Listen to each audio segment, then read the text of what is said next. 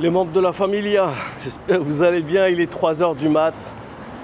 On a vu un bon petit match, bon petit combat de boxe. Il y avait pas mal d'ambiance dans ce coco, franchement un endroit bien classe. C'est trop un kiff. C'est trop un kiff, pourquoi? Parce que il y avait un mélange top. Un mélange top. Tu as vraiment tout type de monde. Tu as des locaux, tu as des étrangers de toutes parts. Et il y avait vraiment du beau monde. J'ai rencontré des gens d'un peu partout, beaucoup d'anglais qui étaient là parce que c'était un match de boxe d'anglais, british. Et voilà, autour d'un bon petit thé marocain. D'ailleurs, il y avait Andrew et Tristan Tate, les Tate Brothers, pour ceux qui connaissent. Ils sont super connus sur les réseaux sociaux, ils étaient là. Et franchement, classe, grâce à leur éducation.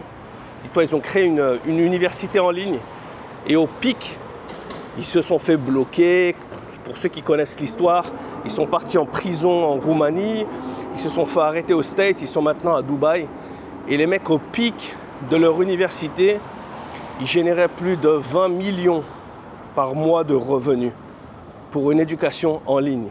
20 millions net par mois. Donc, la chose qui fait rêver à Dubaï, c'est que le compounding exponentiel peut te faire sauter d'une étape à l'autre. Et quand tu crois que tu as atteint des sommets, tu peux rencontrer des gens qui peuvent faire ce que tu fais en un an. Eux, ils peuvent le faire en un mois. Tu peux rencontrer des gens que ce que tu fais en un an, eux le font en un jour. Et donc, ça te pousse à toujours être meilleur. Ça te pousse à toujours repousser tes limites et à toujours travailler plus. Donc c'était une soirée, et en plus de ça, comme tu peux le voir, je suis en t-shirt et en short. Je vais tourner la caméra parce que la gimbal, je ne sais pas si je peux la descendre. Voilà. Je suis en t-shirt et en short, la familia.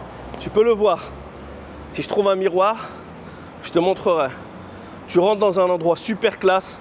À l'entrée, il n'y a que des Rolls, des Lambo, Bugatti d'Andrew Tate,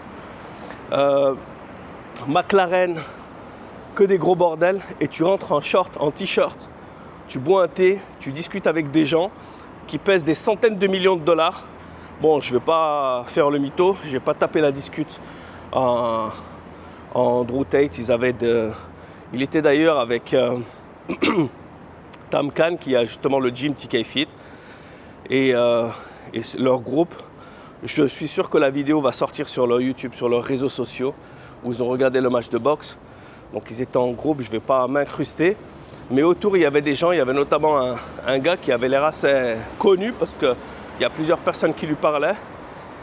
Comme j'étais seul, je me suis posé à côté, on a regardé le match, on a discuté. Et des profils super intéressants. Ça parle de développement, d'immeubles, beaucoup dans la property development. Il y a beaucoup de construction. À Dubaï, ça construit très très vite.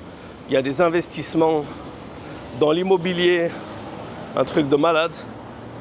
Et c'est le buzz, c'est la petite injection de buzz dont j'avais besoin. Donc, allier le business et la famille toujours.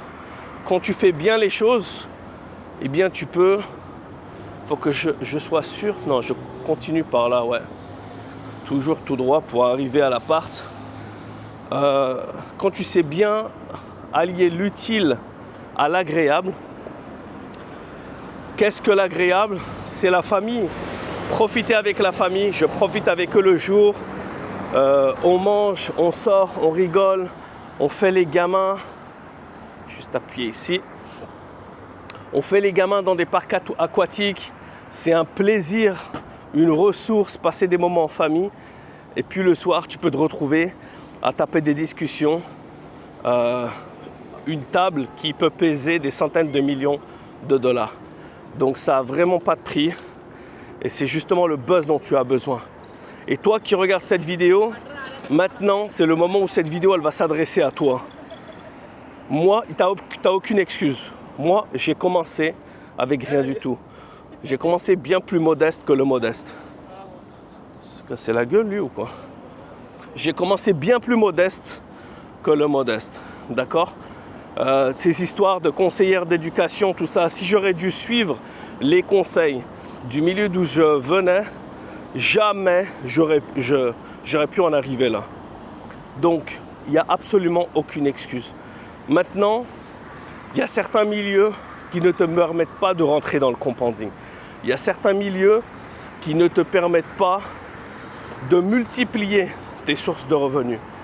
Certains milieux dans le salariat, ou si tu travailles dans un bureau, tu ne vas pas pouvoir multiplier ton salaire par 10 si ton chef il fait 1,5 fois ton salaire et le directeur de ton groupe il fait 3 fois ton salaire. Tu ne peux pas espérer un jour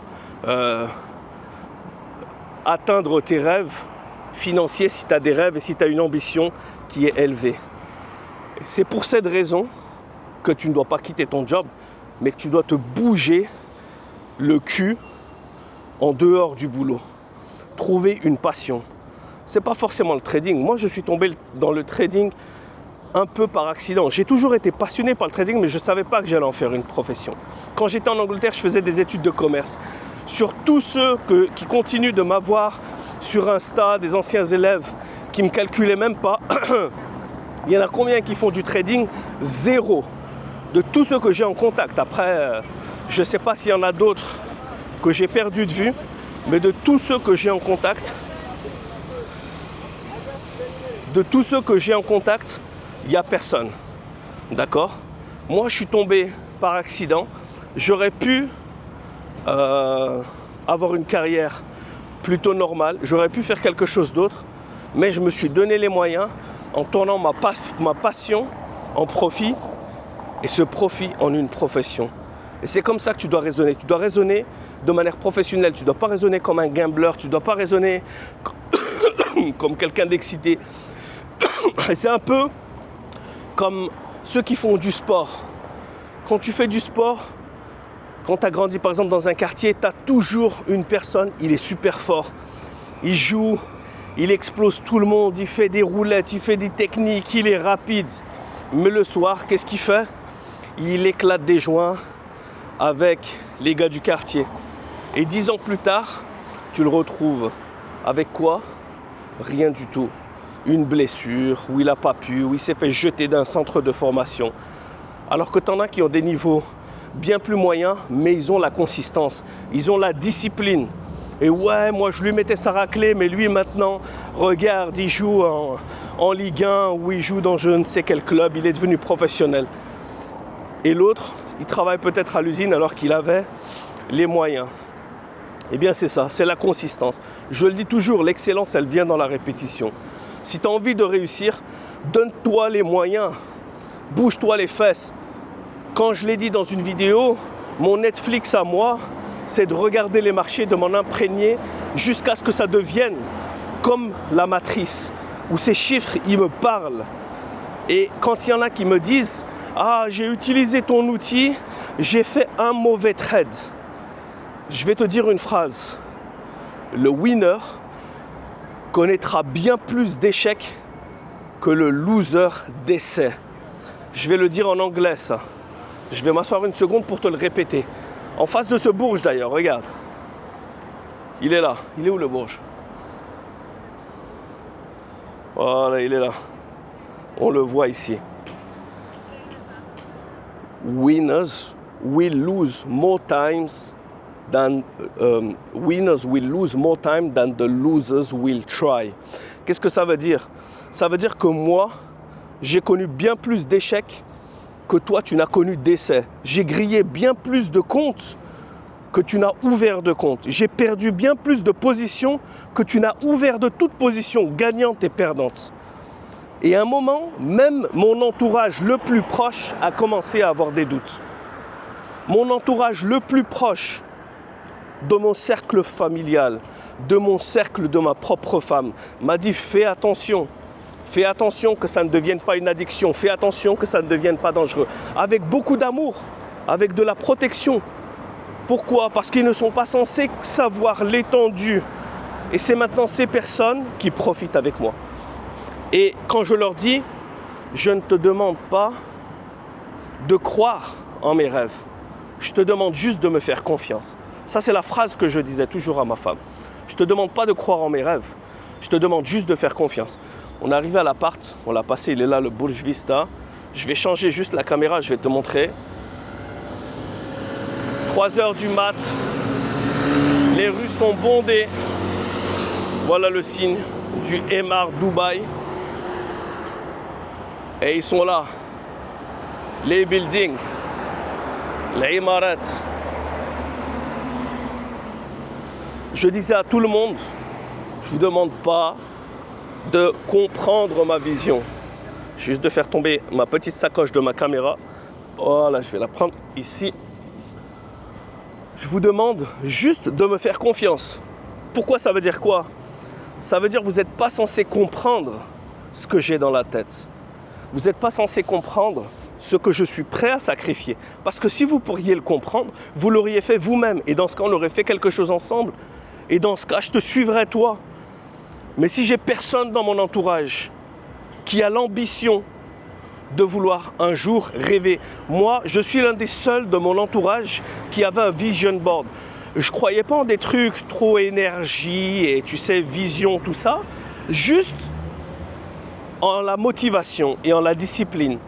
Et ce que j'ai aimé dans le vision board, c'est quoi? C'est le tableau de vision.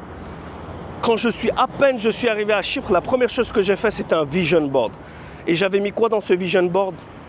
Photo de Dubaï, une photo de jet ski, une photo de moto, une photo d'un Merco, d'une classe S et de l'argent, des trucs comme ça. Et grâce à Dieu, grâce au Tout-Puissant et à la force qu'il m'a donnée pour pouvoir atteindre mes objectifs, eh bien, j'ai réussi à atteindre soit 95% ou peut-être 100% de ce que j'avais mis dans cette vision board. Et quand j'ai déménagé, il y avait plein de choses. Je suis en train de faire un petit aller-retour, après je vais rentrer. Il y avait plein de choses à ranger, tout ça. Et dans l'autre maison, je l'ai mis dans un... Comment ça s'appelle? Une cave, voilà, une cave. Il y avait les vélos, il y avait les trucs. J'ai oublié cette vision board. J'avais déjà bien avancé, j'étais à fond dans le boulot. Et il y en a beaucoup qui racontent ces histoires. Il y en a beaucoup, la familia, qui racontent ces histoires. Tu sais quoi? Allez, je suis chaud, on va passer un petit moment ensemble, je vais aller jusqu'au Bourges et on va terminer ce vlog en face de ce que représente mon ambition et de ce que devrait représenter ta force. Mon ambition, c'est d'être numéro 1, comme ce building le plus grand du monde. Ça ne veut pas dire que tu dois l'atteindre, ça veut dire que tu dois essayer. Comme l'histoire de Mike Tyson, tu vois, j'essaye de viser la lune, si j'y arriverai pas, j'atteindrai les étoiles, un truc comme ça, ou l'opposé. J'essaie d'atteindre les étoiles, sinon je décrocherai la lune. Je ne m'en rappelle plus. Mais c'est ça, l'ambition. L'ambition, c'est que si tu vises quelque chose de bon, tu atteindras sûrement la médiocrité. Mais si tu as des rêves de fou, tu les atteindras peut-être. Mais si tu ne les atteindras pas, tu atteindras déjà quelque chose qui sera bien plus grand que ce que tu espérais si tu avais un train de vie médiocre. Mais ça demande du travail.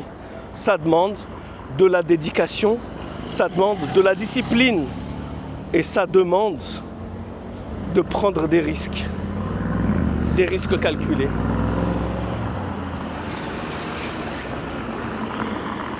Et donc la familia, c'est comme ça que tu dois raisonner. Tu dois raisonner, j'avais mon vision board et puis après quand j'ai bougé dans ma maison, j'ai retrouvé mon 3e déménagement. Où là j'ai retrouvé cette vision board parce que j'ai déménagé des choses que j'avais dans cette cave. D'ailleurs je l'ai toujours cette cave parce que j'ai toujours la 2e maison, mais j'ai déménagé des choses parce qu'on l'a loué, il fallait donner de la place dans cette cave, donc on a enlevé les vélos, on a enlevé le gros et j'ai retrouvé la vision board à l'arrière. Et c'était l'un des moments les plus émotionnels de ma vie. Regardez, on est au Bourges. Ici, il y a également l'Armani Hotel qui est dans le... Quand tu as des buildings qui s'appellent des marques, comme tu as l'hôtel Versace, qui est un hôtel pas mal, je voulais y aller, mais le problème c'est qu'il était trop loin pour les enfants et j'avais pas le goût à chaque fois de faire des 45 minutes de route. C'est pour ça Donc, je suis parti à l'Atlantis et au Palace Dubaï. Voilà, on s'approche du Burj, on est tout proche. On va arriver jusqu'à la base. Et c'est ça la motivation. C'est ça la motivation de feu que tu dois avoir. La motivation de te lever tous les jours et de te dire aujourd'hui, ça ne va pas être une journée gâchée où je vais dormir, les yeux ouverts, où je vais rêver, où je vais être un fan, Je vais regarder des gens et je vais dire waouh, j'aimerais être comme eux. Non, je vais construire pour m'en approcher jusqu'un jour les rencontrer. Et donc ça a été l'un des jours les plus émotionnels de toute ma vie. Bon, bien sûr, il y a eu des choses bien plus qui sont incomparables. La naissance de mes enfants, c'est hors catégorie. C'est pour ça que je ne les fais même pas rentrer dans cette catégorie. Mais on va dire dans ma carrière ou dans mon évolution personnelle, professionnelle, ça a été l'un des jours les plus émotionnels de ma vie. Je suis tombé sur cette vision board, je me suis assis et hello, it's closed. And to go to the other side is from here. From over here? Thank you very much. Good night. Ouais. Je pensais que c'était pour cette route, mais je me suis dit je vais essayer de couper par l'intérieur, mais c'est fermé à l'intérieur. Ces buildings, ils sont absolument magnifiques. Ils sont clean. C'est vraiment trop beau.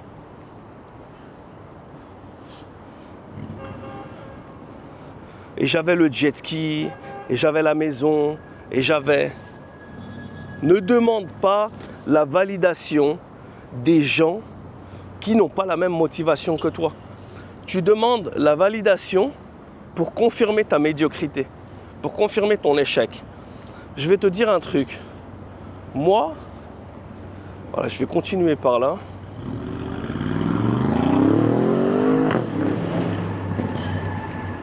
Tu as des G800 dans tous les sens avec des pots et un néon rouge sur les pots qui font exploser. Ça résonne dans toutes les rues. Et donc, les personnes de mon entourage, je les aime de tout mon cœur. Je sacrifierai tout pour eux. Je leur donnerai tout ce que j'ai. Je serai toujours là pour eux parce qu'ils ont toujours été là pour moi. Mais chaque personne, je vais essayer de descendre par là. C'est une petite avenue. On va essayer encore une fois. Mais chaque personne, elle a ses propres ambitions. Il y a des personnes qui aiment vivre plus simplement. Il y a des personnes qui ne veulent pas sacrifier, comme dans le sport. Tu sais, quand j'ai commencé dans les arts martiaux, des fois tu parles avec des jeunes et tu les vois, ah ouais, mais je me suis fait mal. Et nous, quand on faisait du sport, je sais pas, tu vois, tu te blessais, tu comptais les jours avant que tu puisses retourner sur le tatami. Parce que tu aimais ça, tu aimais la sueur, tu aimais la douleur. C'est un petit peu comme si tu devenais un sado, que quand tu avais un bleu, tu rentrais, tu disais, ben là, je me suis bien défoncé. On aimait la compétition. Cette odeur du plastron, cette odeur des protèges tibias, qui puait la transpi parce que tu les mettais pendant 2 jours dans une compétition, que tu n'avais pas le temps de les laver. Je suis retourné à une compétition de taekwondo, vu que j'ai recommencé le taekwondo, et mon coach avait une grande compétition de taekwondo pour les qualifications européennes et les qualifications mondiales. Regarde, on parle de sport, on vient d'arriver à un sport ici, en plein air. Et tu sais quoi? Jolie petite fontaine, joli petit banc. Je vais me poser 2 minutes sur le banc, me calmer un petit peu. Alors là, je vais m'asseoir ici. Il y a un peu de lumière. On est bien là. Et puis, je voyais tous ces jeunes qui s'échauffaient, qui s'étiraient, et les compétitions. Je ressentais l'adrénaline. C'était un voyage dans le temps. Ça, c'est quelque chose que tu ne peux pas acheter avec tout l'or du monde. Tu sais ce que tu ne peux pas acheter? La passion.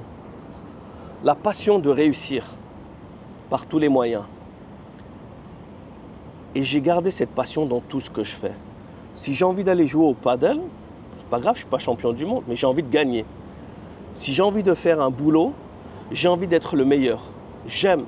Il y en a par exemple quand ils travaillent, je parlais avec des gens quand j'ai commencé ma carrière et ils me disaient, on avait une discussion, ouais, mais toi toujours tu bosses. En attendant, moi je sais pas c'est quand la dernière fois que j'ai eu une augmentation. Moi je lui disais, mais bande de bouffons, pourquoi est-ce que tu n'as aucune carte dans les mains? Tu travailles comme n'importe quelle personne moyenne. Tu peux te faire remplacer demain. Et ça, c'était il y a 15 ans. Tu peux te faire remplacer demain. Pourquoi est-ce que tu vas essayer d'aller gratter une augmentation alors que déjà, c'est limite, tu ne mérites pas ton salaire, plutôt que de bosser tellement dur que ton patron ou ton manager n'a pas d'autre solution que de te donner une promotion ou une augmentation de salaire parce qu'il commence à le voir que tu es irremplaçable. Mais beaucoup de personnes n'ont pas cette mentalité. Et maintenant, je vais te parler d'un truc super important à propos de l'intelligence artificielle.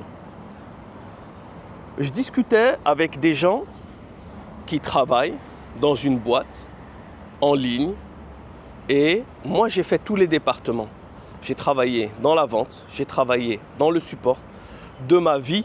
Écoute bien ça parce que là, je vais te dire un message important. De ma vie, je n'ai jamais demandé une augmentation de salaire. De ma vie, je n'ai jamais demandé une promotion. Pourtant, j'ai gravé tous les échelons jusqu'à devenir PDG, CEO de grandes boîtes. Et c'était pas dans l'attente de le devenir, c'était simplement qu'il fallait que ça arrive parce que je commençais à faire trop d'ombre aux personnes qui étaient autour de moi. Et naturellement, ils ont fini par me plier et par me donner la place parce que c'est moi qui avais le leadership, c'est moi qui donnais les meilleures solutions, c'est moi qui bossais le mieux, c'est moi qui ramenais les meilleurs résultats.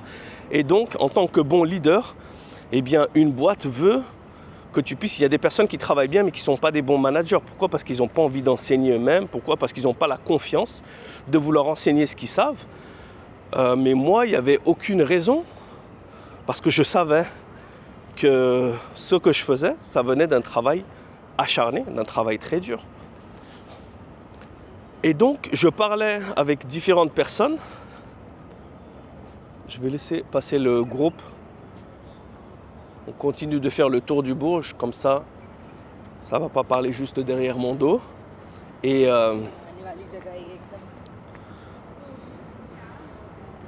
y a quoi ici?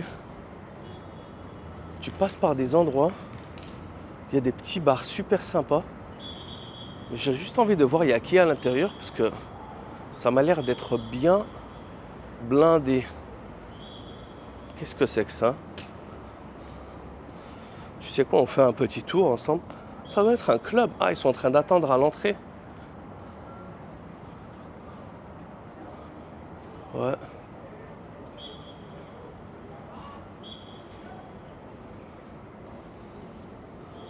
Ok. Bon, moi je continue ma marche jusqu'à qu'on arrive au pied du Bourg. J'en ai déjà très proche. J'ai pas le goût de dormir de toute manière. C'était une bonne journée, une bonne soirée. On va terminer ça avec une bonne nuit.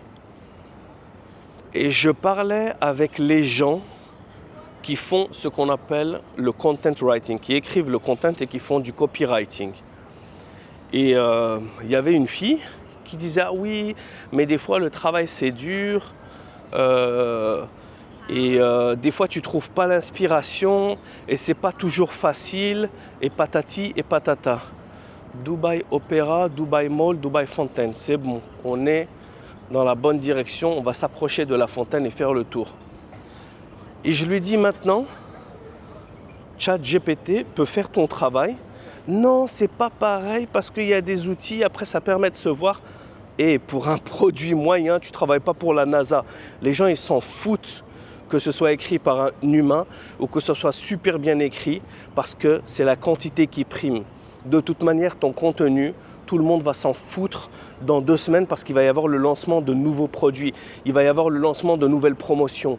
Mais une fois tu es malade, une fois tu ne te sens pas bien, Elle a dit une fois, des fois je ne trouve pas l'inspiration. ChatGPT, tu peux lui envoyer 15 tasks, jour et nuit, sans dire merci, sans parler d'augmentation, et il te fait le boulot.